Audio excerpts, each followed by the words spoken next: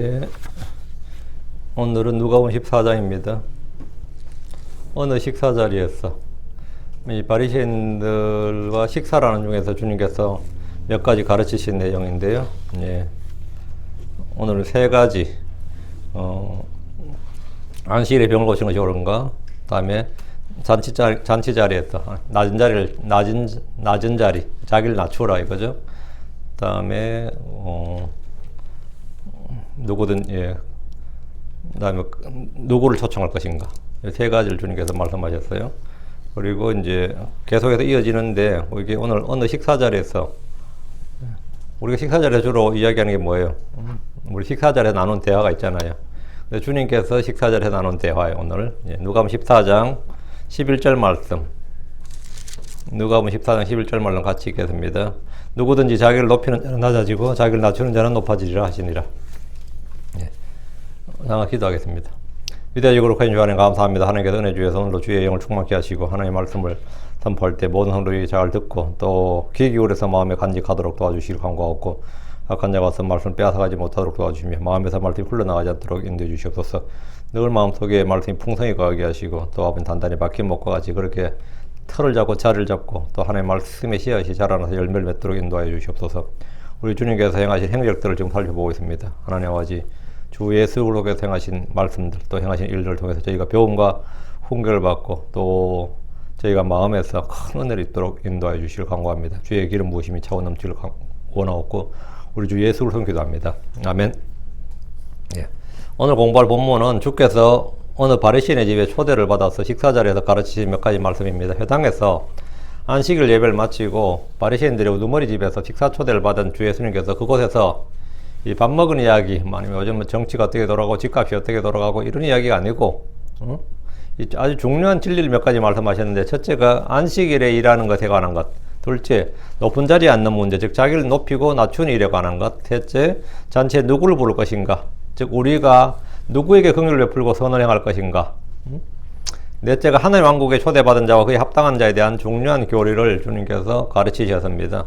오늘 우리는 앞에 셋을 다루겠습니다. 무엇보다 주님은 우리가 자기 자신을 어떻게 볼 것인지 또 어떻게 행할 것인지에 대해서 말씀하셨습니다. 이 세상에서 사람들은 자기 자신에 대해서 뭐라고 말합니까? 뭐라고 생각합니까? 내가 제일이죠. 내가 제일 중요한 존재죠. 이 세상에서 가장 중요한 존재하면 자기 자신이지. 그 한국 사람들이 어릴 때부터 들어온 말 중에 하나가, 여러분이 뭐 뜻을 알든 모르든 늘 들어온 말 중에 하나가 그 천상천하 유아독존이란 말일 겁니다. 이게 불교 용어인데 천상천하 유아독존, 물론 뒤에 말이 더 있어요. 근데 뒤에 말이 더 있는데 뒤에 말은 그냥 떼버리고 앞에 8글자만 보통 한국 사람들이 써요. 천상천하 유아독존. 이 말은 이 세상에 오직 나만이 존귀하다 이런 뜻입니다. 나만, 유아독존이 유아, 오직 유가 오직 유자예요. 오직 나자고 오직 나만이 독존, 홀로 존귀하다. 어때요? 하늘 위나 하늘 아래에 오직 나만이 존귀하다. 본래는 뒤에 붙은 말이 더 있는데 한국 사람들이 즐겨 인용하고 사용 말은 여기까지예요. 여기까지.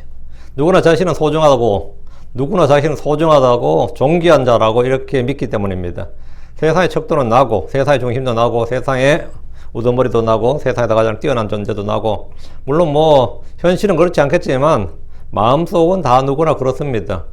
나보다 중요한 존재가 있을 수가 없는 거죠. 이건 뭐 말을 하지 않아도 모든 사람들이 자기 자신에 대해서 세상 사람들의 철학입니다. 이 말은 인간은 개개인이 모두 존귀하다는 뜻으로 해석하는 경우가 이제 많습니다. 이제 불교에서 이렇게 싸가지 없는 말이 있냐, 이제 이렇게 사람들이 이제 덤벼드니까 그게 그 뜻이 아니고 사실은 모든 사람이 다 이렇게 존귀하다는 뜻이다 이런 식으로 이제 풀어서 설명을 해요. 모든 사람은 다 심성이 있다. 모든 사람은 그 속에 부처의 마음, 불성이 있다. 이런 식으로.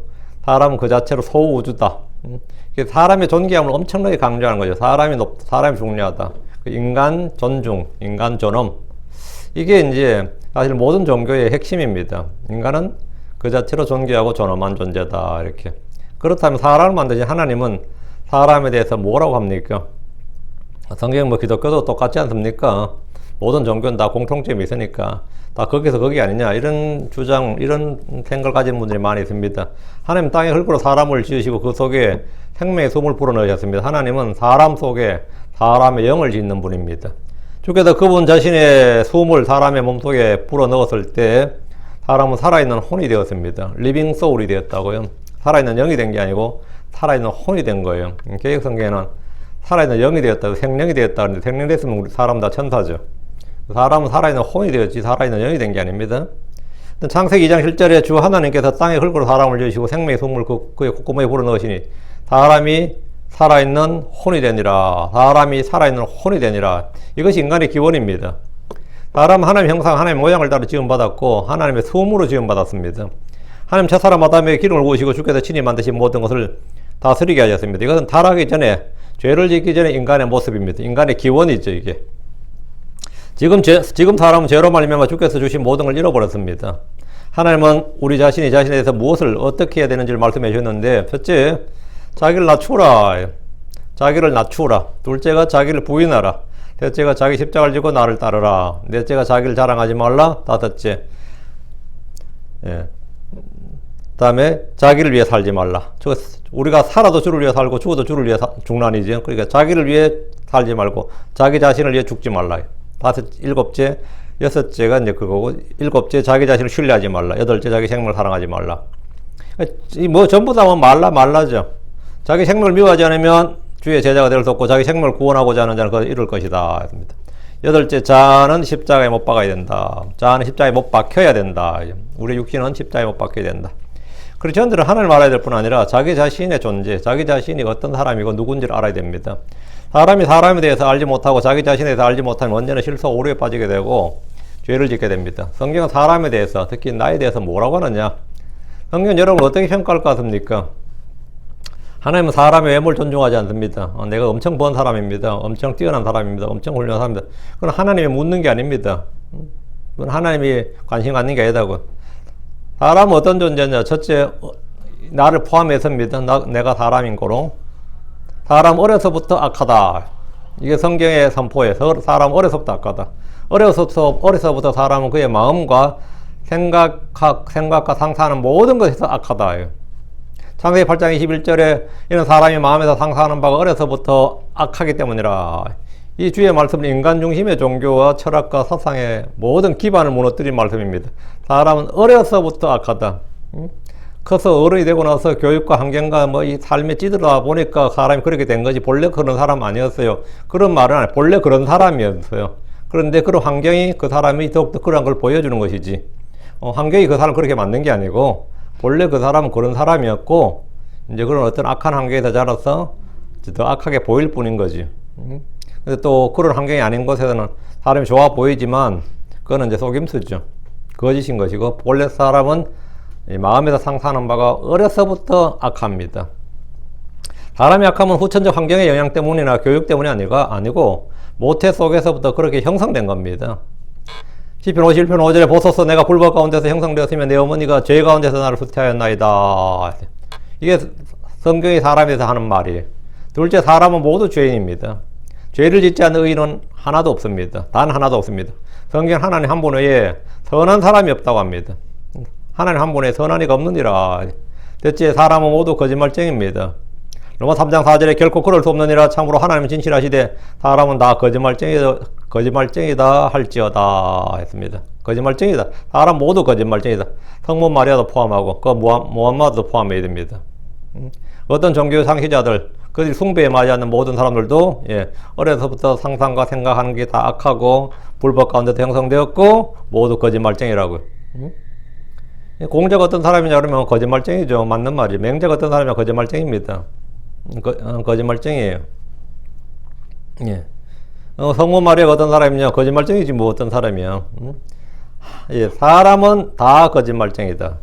넷째, 사람 속에는 선한 것이 전혀 거하지 않습니다. 사람 속에는 선한 것이 전혀 거하지 않는다.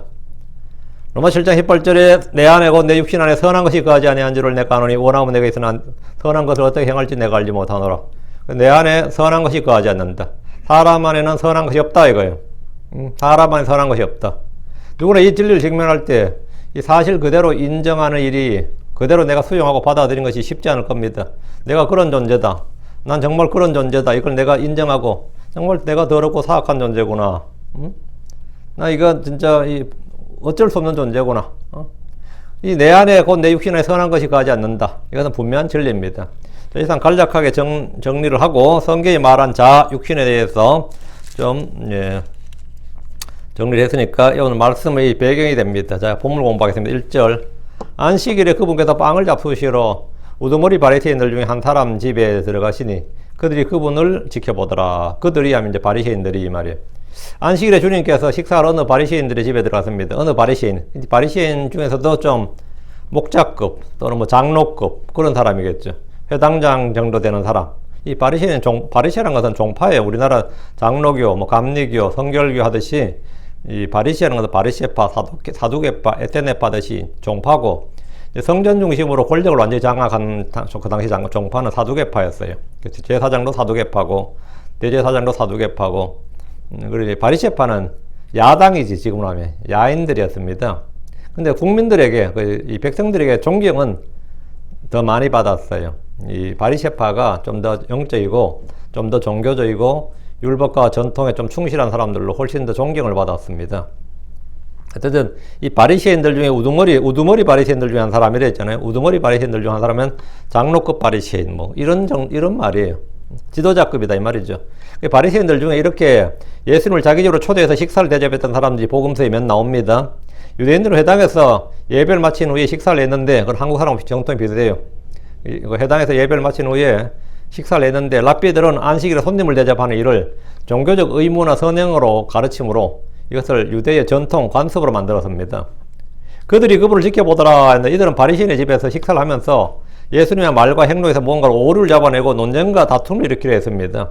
식사 시간에 좀 기분 좋게 식사만 하고 대접만 거나하게 해주고 좀 좋은 이야기하고 이렇게 하는 게 목적이 아니라 이 뭔가 식사를 초대를 했는데 여기서 좀 떠보기도 하고 시험하기도 하고 뭔가 좀 이런 뭐 논쟁거리들 좀 이런 것들이 있었던 거예요. 예수님과 바리새인들은 이 율법의 해석과 실행과 교리 면에서 또 조상들의 전통에 대해서 이 첨예하게 교리적 다툼, 논쟁이 있었습니다. 특히 안식일에 대해서 바리새인과 예수님은 전혀 다른 관점과 교리를 가지고 있었습니다. 그래서 계속 부딪히게 된 거죠. 2절. 보라, 그분 앞에 수종 있는 어떤 남자가 있더라. 이 수종이란 건, 드랍시라는 건데, 이게 부종, 우리말로 수종보다는 부종이란 말 많이 쓰죠. 부종. 이 병은 한국에서 주로 부종이라고 말하는데, 이는 이 피부가 불어오르는 병이기 때문입니다. 피부만 아니라 뭐 아무 때나 순환계나 세포 사이의 공간 조직에 지나치게 많은 수액이 축적되어서 몸이 부어오르는 거죠. 몸이 부어오른다. 그게 부종이라고 그러죠. 얼굴이 붓기도 하고 손이나 발이나 다리가 붓는 경우도 있고 뭐 폐수종 하면 폐가 부어오르는 겁니다. 신체 밖이나 안이나 다 몸 안에 장기가 붙는 경우도 있습니다. 한의학에서는 신장에 문제가 있을 때 발생한다 이렇게 말합니다. 바리새인들 중 우두머리였던 사람의 집에 식사하러 가는데 그분 앞에는 수종이 있는 어떤 남자가 있었습니다. 이 사람이 왜 지금 이 자리에 있는지 기록되지 않았는데 몇 가지 짐작을 할 수 있죠. 수종이 있는 남자가 치유를 받기 위해서 주님을 찾아온 것이다 이렇게 생각할 수 있고, 안식일 회당 예배를 마친 후에 이 집에서 식사를 하는데 같이 다 초대를 받았어. 오늘은 어느 바리새인의 집에서 식사를 하니까 그 집으로 갑시다 하니까 회당에서 예배 마친 사람이 우리 전부 다 이제 우두머리 바리새인 집에 갔다. 그게 당연히 자연스레 간 거다. 뭐 이럴 수도 있고, 추측이죠. 다 추측이고. 아니면 바리새인들이 예수님을 시험하기 위해서 일부러 수종된 사람을 딱 앞에 예수님 앞에 뒀다. 예수님이 어떻게 하는지 한번 지켜보기 위해서 이렇게 뭐 이거는 이제 추측입니다. 그래서 이런 여러 가지 가설이 있는데, 그건 이제 생각 뭐, 아무나 다 가능하겠죠. 근데 이제 안식일에 일하는 문제로 율법 해석에 관한 다툼, 이 해석 문제, 또 교리 문제가 있었기 때문에 이제 이런 말을 하는 겁니다. 3절. 예수님께서 응답하며, 율법사들과 바리새인들에게 말씀하여 이르시되, 안식일에 병을 고치는 것이 율법에 맞느냐 하시니, 자, 예수님께서 응답했다잖아요. 그럼 미리 응답이란 말은 answer라는 것은 뭐죠? 앞에 질문이 있었다는 거죠. 예수님께서 이 수종된 사람이 자기 앞에 딱 있는 자체가 뭐죠? 문제로 본 거죠. 이들이 나에게 내 뭐다? 문제였단 말이에요. 그래서 나는 뭘 해야 된 거죠? 답변을 해야죠. 응답이단 말이에요. 앞에 이 구절에 생략된 말이 있는데, 이거 뭐냐면 예수님이 이 수종된 자를 어떻게 하겠습니까? 이게 무언의 질문이란 말이죠. 바리새인들이 지금 무언의 질문을 주님 앞에 던지고, 이 병자를 주님 당신은 어떻게 하실 것인가? 한번 해보라 이거예요. 그렇게 주님은 율법사들과 바리새인들에게 뭐랬다? 너희가 나한테 문제를 냈으니까 나는 거기에 대해서 answer, 답을 주겠다. 응답을 했다 이 말입니다.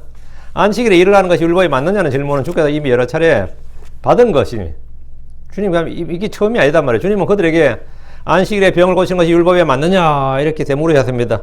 마태복음 12장 10절에 안식일에 병을 고치는 것이 율법에 맞나이까 이런 질문에 주님께서 답을 해주셨습니다. 이번엔 이 주님이 받은 질문을 그들에게 반대로 한 거예요. 주님 자신이 받은 질문을 율법사들과 바리새인들에게 되물으셨던 겁니다. 바리새인들의 교리적 입장은 안식일에 아무 일도 하지 않는 것이 율법에 맞습니다. 안식일은 어떤 일도 안 하는 게 맞는 거예요. 바리새인들은 안식일에 아무 일도 하지 않는 것이 율법의 취지고 명령이라고 생각했습니다. 예수님 안식일에 선을 행하는 것은 율법에 맞다고 말씀하셨습니다. 유대인들 역시 안식이라도 묶여있는 소나 나귀들, 우리에 있는 양들의 물을 먹이는 일을 합니다. 그건 뭐 당연히 해야죠, 그거는. 그렇다면 마귀에 매여 있는 사람들, 질병에 묶여 있는 사람들을 풀어주고 고쳐주는 일은 선한 일이고 율법에 맞는 일입니다. 소나 나귀가 줄에 묶여 있는데 아니면 나무에 묶여 있어도 그걸 풀어서 물을 먹이는 일은 안식이라고 해도 오늘같이 이 더운 날 말이죠. 물을 먹이는 일은 당연한 일이다. 그렇다면 마귀에 매여 있는 사람, 율법에 매여 있는 사람, 아니면 어떤 뭐에 매여 있는 사람을 풀어주는 건 뭐다? 그건 당연한 일이다 말이죠. 왜? 사람이 소나 나귀보다 귀한 존재니까. 주님께서 이제 그걸 이제 한번 말씀하셨고, 예.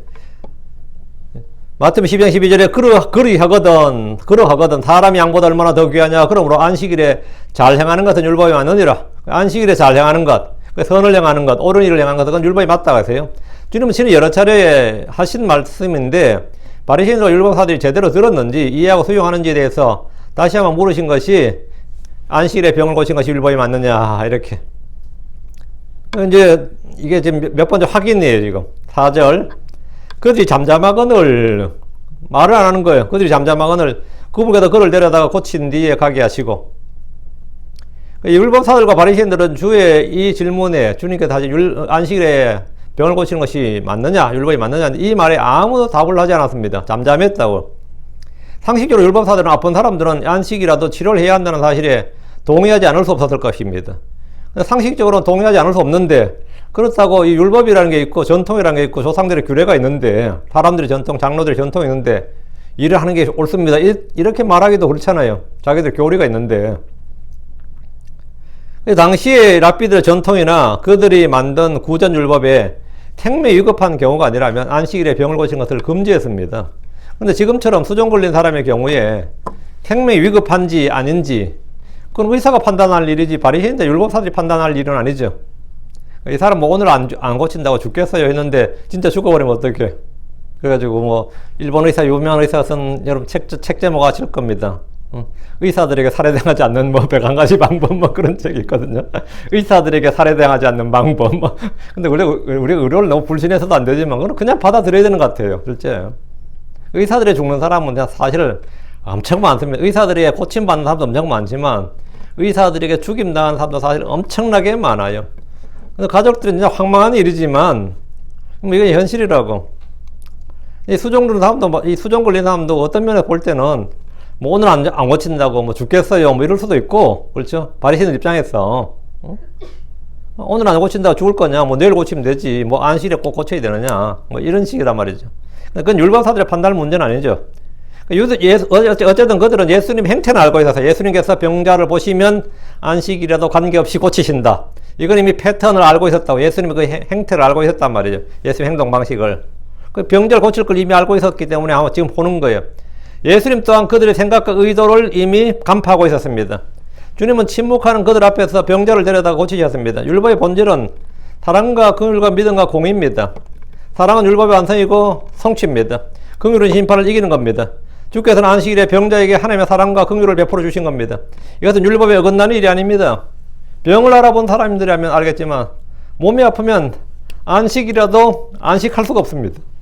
몸이 아픈데 무슨 안식을 해요? 안식일은 핵심이 뭐죠? 안식하는 거예요. 뭐 특히 몸이 안식하는 거 쉬는 거라고. 근데 내가 몸이 아파. 그럼 안식일은 뭐죠? 그건 알아야 돼. 안식일에 안식을 전혀 할 수가 없어요. 아픈 몸으로는 혼도 몸도 평안이 없고 안식이 없기 때문입니다. 병자들에게 안식일에 안식하게 하려면 뭐 어떻게 되는 거죠? 안식을 정말 지키게 하고 싶다면 병을 고쳐줘야 된다고.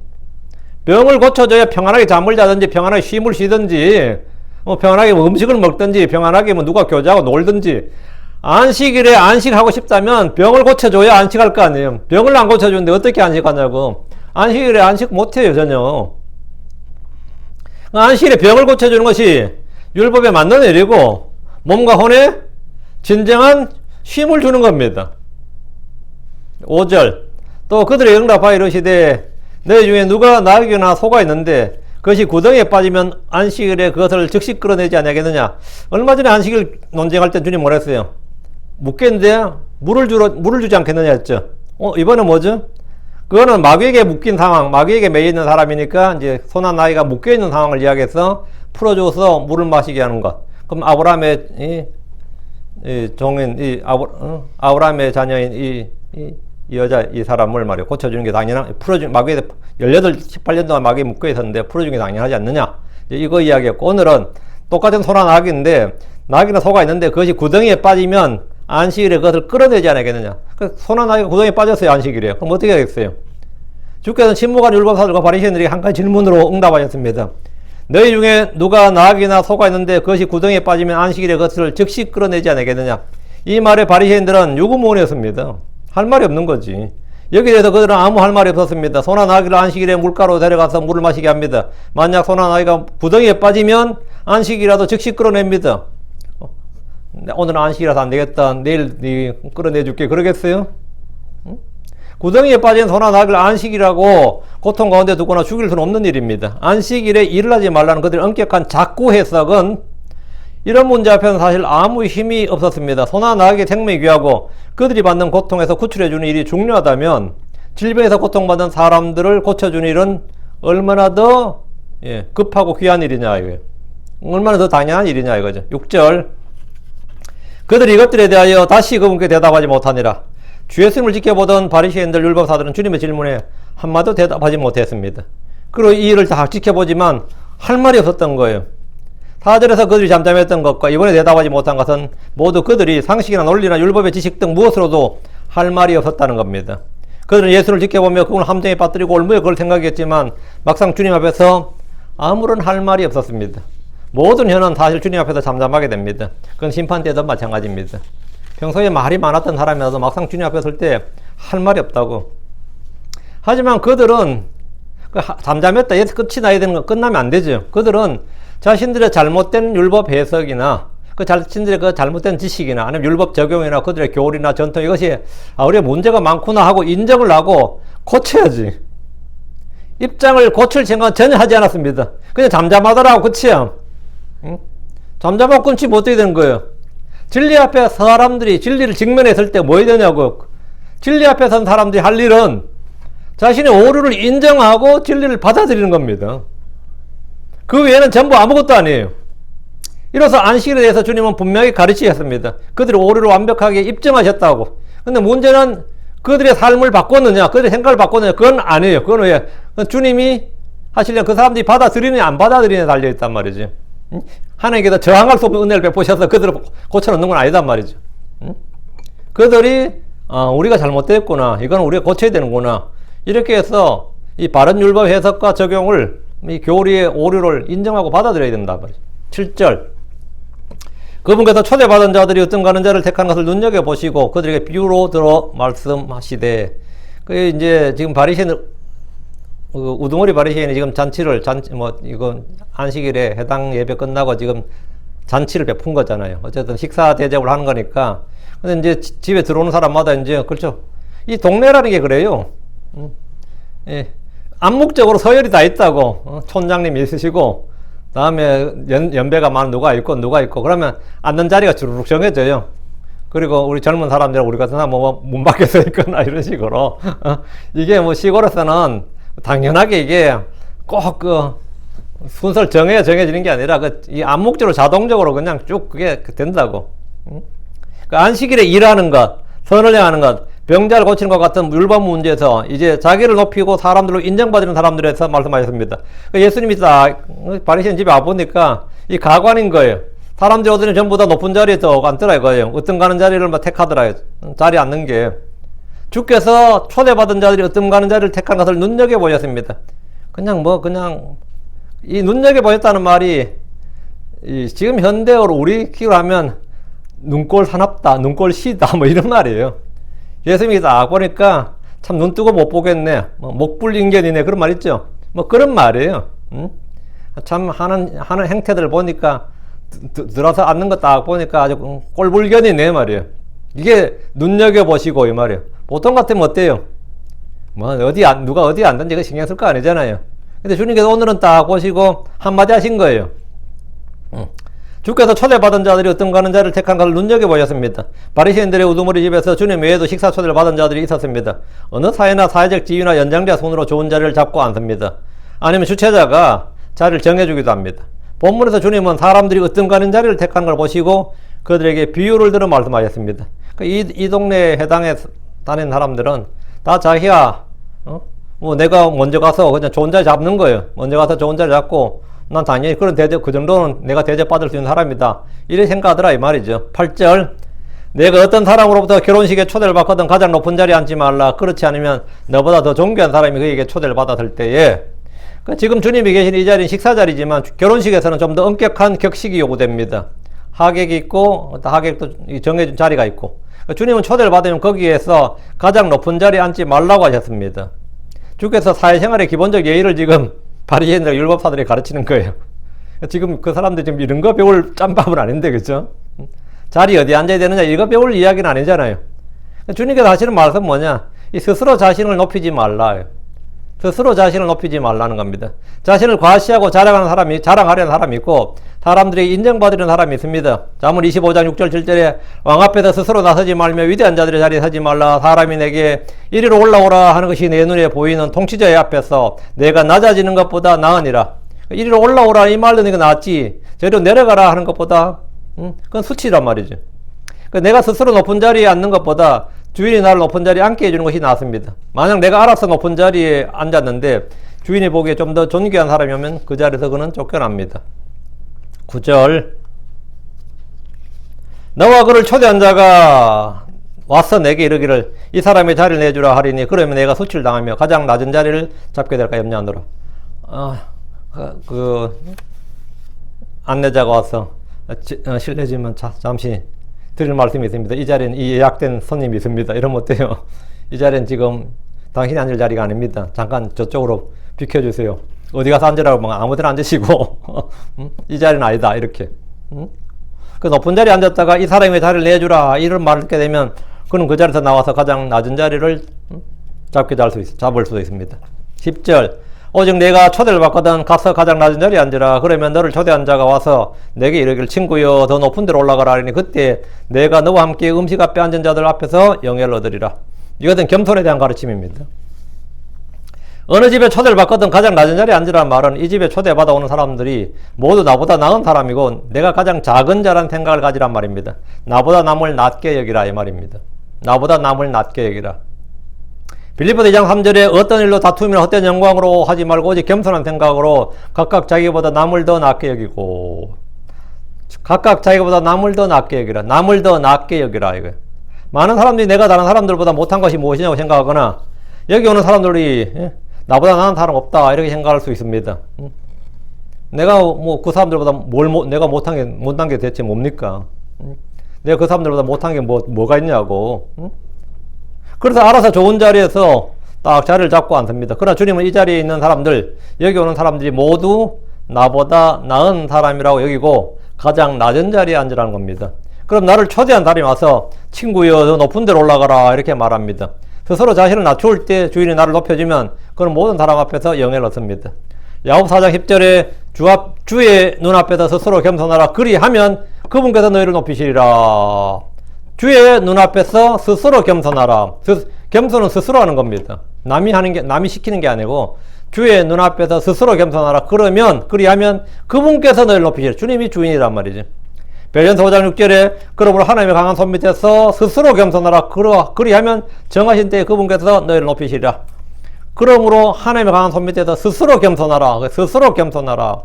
야고보 4장 10절, 베드로전서 5장 6절 항상 이 스스로 겸손하라. 하나님 앞에서, 하나님 손 밑에서, 주의 눈앞에서 스스로 겸손은 스스로 자신이 자신을 낮추는 겁니다. 자신이 자신을 낮추는 거예요. 주여 나를 겸손하게 해주소서 하면 상당히 위험한 기도예요. 주님께서 뭐 그 사람을 진짜 낮추고 깨뜨리고 하시면 이건 뭐 참 고생 좀 할 겁니다. 스스로 자기를 높이는 것이 아니라 하나님이 나를 높일 때까지 기다리라는 겁니다. 자기를 낮추고 딱 기다리라고요. 이것은 크리스천들이 요구되는 마음의 자세입니다. 겸손은 the mind of Christ, 그리스도의 마음입니다. 마귀는 자신을 높이는 자입니다. 프라이드는 마귀의 마음이고 humble, 겸손은 주 예수 그리스도의 마음입니다. 예수님은 스스로 자신을 낮추시는 분입니다. 주께서 나는 마음이 온유하고 겸손하니 너희 위에 내 멍에를 메고 내게 배워라. 그래야 너희가 너희 혼을 위한 안식을 찾으리라 했는데 나는 마음이 온유하고 겸손하니라. 주님께서 나는 겸손하다. 주님은 겸손하신 분이에요. 주께서 온유하고 겸손하신 분입니다. 하나님께서는 겸손한 자에게 은혜를 배우십니다. 아합 왕은 굉장히 사악한 왕이었습니다. 성경에서 손꼽히는 사악한 왕이었어요. 그래서 주께서 아합 왕에게 심판을 선포하였습니다. 그러면서 그가 자신을 낮추었을 때 주님께서 그에게 긍휼과 은혜를 베푸셨습니다. 열왕기상 21장 29절에 아합이 내 앞에다 겸손히 행한 것을 내가 보느냐. 그가 내 앞에다 겸손히 행하였으므로 내가 그의 시대는 재앙을 내리지 아니하고 그의 아들의 시대에 그의 집에 재앙을 내리라. 주님께서 아합이 그렇게 사악한 왕인데 겸손히 행한 걸 보시고 심판을 유예해 주신 거예요. 겸손은 주의 진노와 심판, 저주와 정죄를 돌이키는 방법입니다.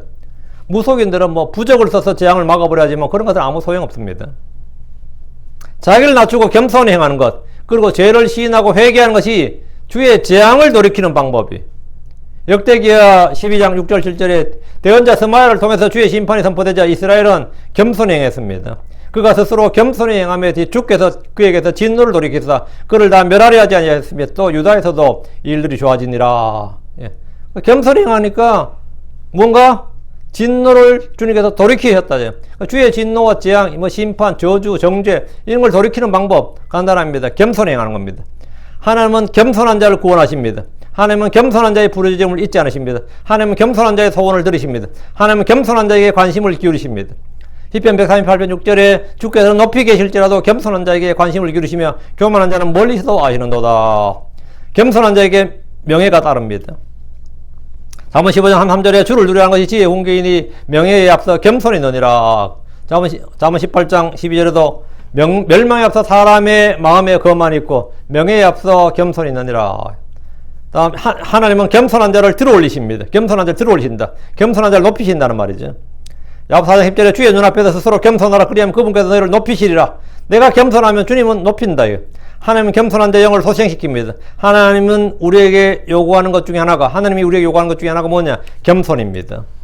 미가서 6장 8절에 오 사람아 그분께서 무엇이 선한 것인지 내게 보이시나니 주께서 내게 요구하시는 것은 오직 의롭게 행하고 긍휼을 사랑하며 겸손하게 내 하나님과 함께 걷는 것이 아니냐.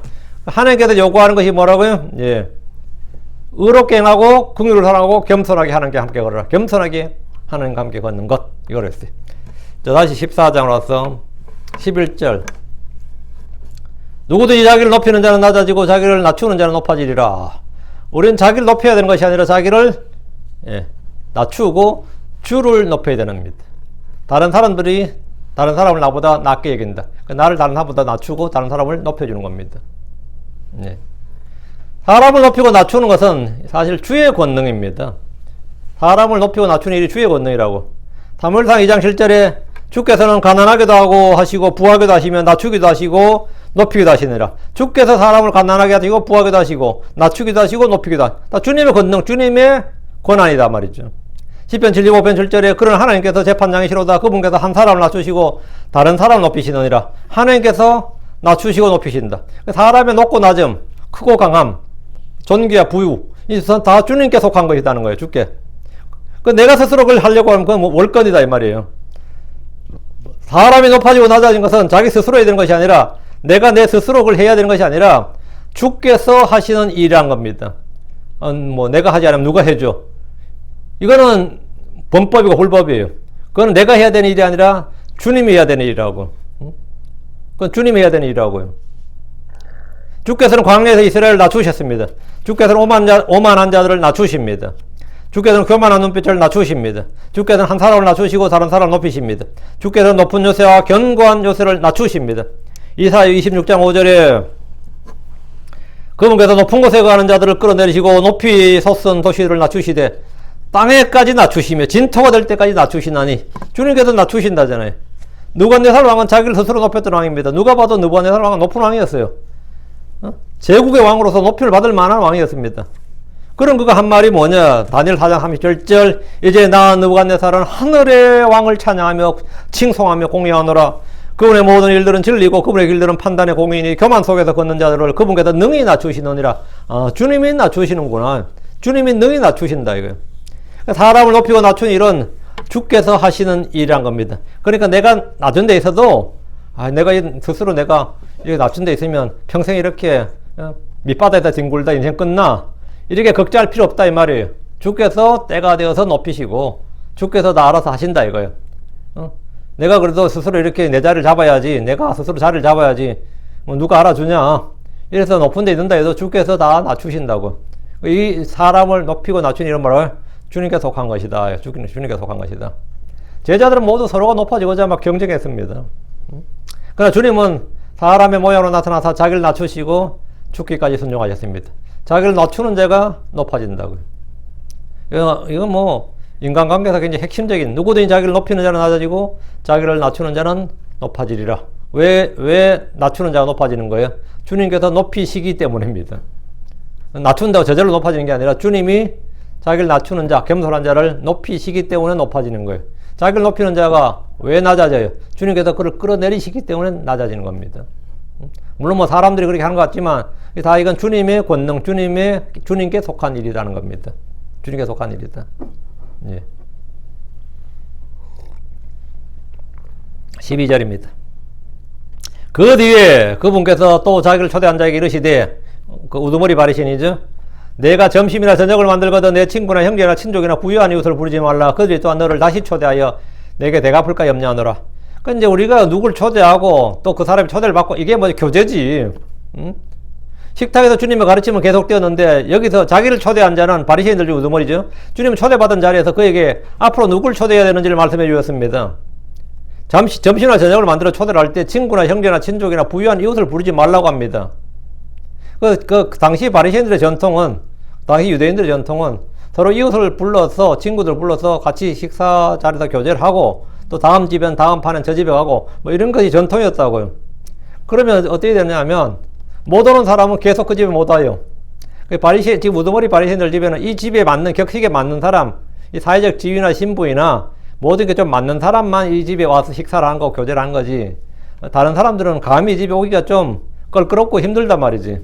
특별히 오라고 초청하지 않는 이상은 오기 힘들죠, 실제로. 근데 주님께서 네가 초대해야 될 사람이 누구냐? 너는 지금 이걸 자선이라고 생각하고 구제의 일종이라고 생각하는 것 같은데, 진짜 자선이나 구제는 네 친구나 네 형제나 부유한 사람 불러서 같이 먹고 서로 교제하는 게 그건 자선의 구제가 아니다. 그건 투자예요, 그거는. 그건 사회관계, 인간관계에서 그건 투자라고. 근데 이건 이제 초대하지 말라, 이 말 좀 이상한, 이건 뭐냐면, 교제하기 위해서 초대하지 말라, 그런 말 아니지. 그건 당연히 해야죠. 어떤 분은 제가, 여기도 미국서도 말이죠. 어떤 보니까 매주 그냥 가족들 뭐, LA 사니까 그 주변에 있는 가족들 다 불러 모아서 매주 식사를 하는 집이 있더라고요. 매주. 매주 식사를 해요. 어떨 것 같아요? 누가 제일 힘들 것 같아? 어른들이 좋죠. 며느리, 손자까지 다 매주 집에 와가지고, 건강하게 그냥 오후에서 저녁까지 하는데, 그 뭐 설거지하고 밥하는 그 며느리 죽을 맛있지 매주 가야 되니까. 그 집에 큰 며느리가 그냥 집 나가버렸어. 그래서 그 집에 그 전달 끊어진 거야. 왜 얼마나 스트레스를 받고 힘들어지 집 나가버렸어요. 그래서 그게 자동으로 이제 그 일 있고 나서 이제 그 집에서 매주 하던 일이 끊어졌어. 그러다가 또 가끔은 자기 집 식구들 하다가도 또 마음에 드는 사람이 있으면 교회에 있던 사람도 집에 초대하기도 하고 우리 문주에 모인다면 그 집 가족 모이는데 내가 가서 뻘쭘히 앉아가지고 같이 식사하는 꼴이에요. 저도 몇 번 갔었거든요. 너무 이상한 거예요. 이 집 식구들 모여서 식사하는데 내가 왜 가지? 불렀으니 갔지. 그래서 제가 딱 보니까 특히 두 사람이 고생하는구나 싶더라고요. 두 사람이 고생하는구나. 우리가 지금 뭐 별게 다 했죠. 주님께서 우리가 친척이나 친족들 우리가 주로 부르고 교제하는 건 뭐 당연한 일인데 외부에 누군가를 초대할 때는 또 격식을 맞춰서 초대하게 됩니다. 근데 지금 주님께서 하시는 말씀은 그런 거 친구나 형제나 친족이나 부유한 뭐 이웃 이런 걸 뭐 생까라 그렇게 교제하지 말라 그런 말 아니에요. 그건 당연히 교제하는 건 당연한 거고.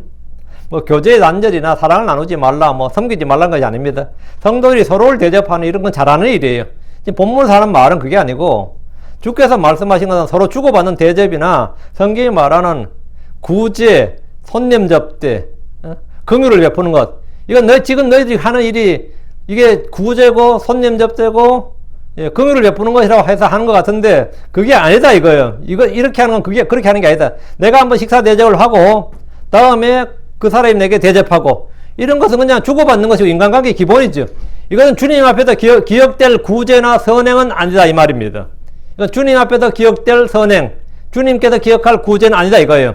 하늘의 보상, 즉 하나님의 보상을 받는 그런 선행이나 구제나 대접은 은밀하게 이루어져야 되고, 첫째가 그런 은밀하게 이루어져야 되고, 다음 보답을 받을 생각을 전혀 하지 않고 하는 것이 된다 이거예요. 응? 부자들 대접하면 그들은 기회가 될 때 대갚아 줍니다. 부자들 중에는 대부분 다 그래요. 내가 누구에게 신세지는 사람 아닙니다 그래요. 그 말은 뭐죠? 대갚아 준다 이 말이죠. 나는 그저 얻어먹고 마는 사람 아니다 말이야. 신세지고 못 산다, 얻어먹으며 살지는 않는다면 꼭 대갚아주는 사람도 있습니다. 인간관계 좋은 사람들이에요. 응?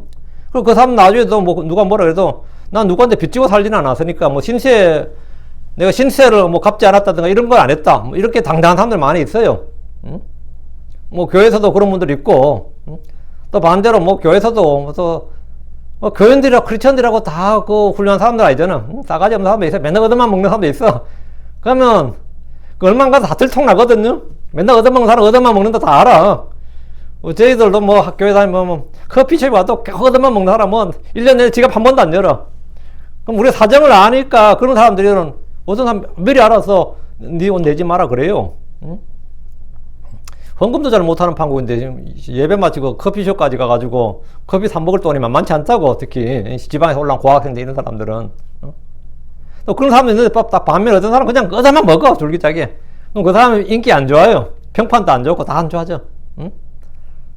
근데 이 누군가를 대접하면 사람들은 자연적으로 본능적으로 반대급부를 바라게 됩니다. 그건 자동이야. 이건 내가 영적이고 영적이 아니고 그게 중요한 게 아니라 내가 대접하면 내가 이번에 냈으면 당연히 다음에 저 사람이 내는 거는 이건 특히 한국 사회에서는 이건 당연한 일이야. 근데 그거는 대접이 아니라 사실 투자죠. 뇌물 일종입니다. 근데 주님께서 지금 누가 6장 35절에 그러나 너희는 원수들을 사랑하고 선을 행하며 아무것도 바라지 말고 빌려주라. 그리하면 너희 보상이 클 것이요 또 너희가 가장 높으신 아이들이 되리라. 그분께서는 감사하지 아니하는 자와 악한 자에게 친절하시니라. 감사하지 않는 자 악한 자에게. 그렇게 해줘도 저는 땡큐 소리 한 번 안 한다. 감사다 하는 그런 인간들이 있거든 실제로. 근데 그거는 내가 뭐라고요? 신경 쓸 일 아니다. 그거는 진짜 구제다 이거예요. 하나님께서 갚아주시는, 아무것도 바라지 말고 빌려주라. 감사하지 않는 자, 악한 자에게도 뭐라고? 그 뭐 대받겠다고 하는 게 아니다 말이지. 바라지 말고 빌려주라. 이것이 진정한 이웃사랑이고 이것이 성경이 말한 구제고 하나님 앞에서 받을 보상이다. 하나님께 보상받을 일이다. 지금 이야기입니다. 13절. 그러나 내가 잔치를 베풀거든 가난한 자와 불구자와 다리 저는 자와 눈먼 자를 부르라. 지금 이 바리새인 우두머리는 지금 이런 사람 불러본 적이 없는 거죠. 예수님하고 제자들 부른 것보다 지금 대단한 거예요. 응? 예수님 한 명 부른 데다가 제자들 12명 부르면 몇 명이야?